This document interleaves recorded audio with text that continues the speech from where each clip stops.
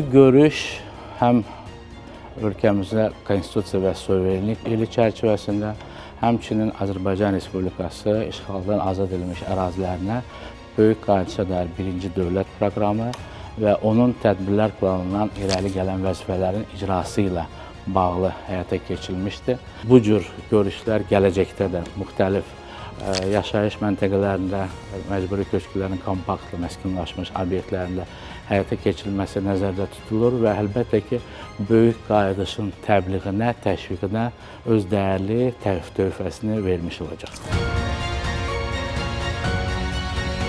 Agentlik tərəfindən işğaldan azad olunmuş ərazilərdə, o cümlədən müharibənin təsirinə məruz qalmış bizim rayonlarda sosial infrastruktur sahələrinin ərazilərinin təmizlənməsi istiqamətində tədbirlər həyata keçirilir.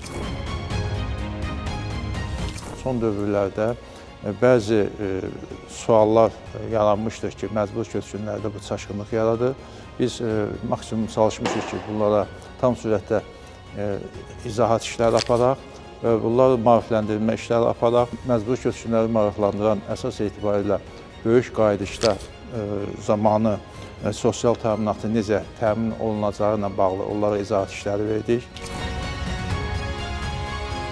Komitənin sosial müavinətlər üzrə rəhbəri çıxış elədi və bizə məlumat verdi ki, biz öz yerimizə qayıdandan sonra 3 il müddətində müavinətlər ödəniləcək.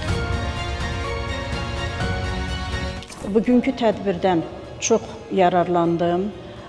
Açığını deyim ki, çox böyük səbirsizliklə doğma yurduma, Ağdama qayıtmaq istəyirəm və fəaliyyətimi orada davam etdirmək istəyirəm.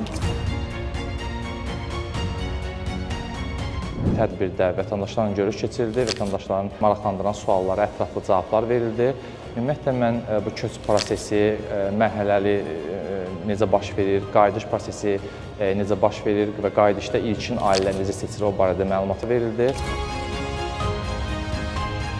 Ağdama qayıdacağım günü çox səbirsizliklə gözləyirdim. Çox böyük arzum idi ki, torpaqlarımız alınsın, işğaldan azad olsun və o günü biz görək ki, öz torpaqlarımıza qayıdaq. Ən böyük arzularımdan biri idi. 30 il o torpaqlarsız necə yaşamışıq? Gedib baxdıqca, gördükcə həmişə onu fikirləşirəm ki, biz 30 il həyatı yaşamamışıq. Tədbir zamanı şöbəmizin öhdəliyində olan məcburi köçkünlərlə, keçmiş məcburi köçkünlərlə sorğuların həyata keçirilməsinə dair məlumatlar verildi. Məlumatların toplanılma prosesi, onlarla razılıq, imtina protokollarının imzalanması, soydaşlarımıza, maraqlı şəxslərə onlara düşəcək otaq sayılarına dair məlumatlar, ayrı təsərrüfatların qeydiyyata alınmasına dair suallar cavablandırıldı. Burada verilən məlumatlara əsasən biz Şuşaya köçərkən orada 3 illik müavinətdə alacağıq. Yəni, xeyri ilə orada qayıdıb öz yerimizdə, yurdumuzda gözəl firavan həyat yaşayacağıq.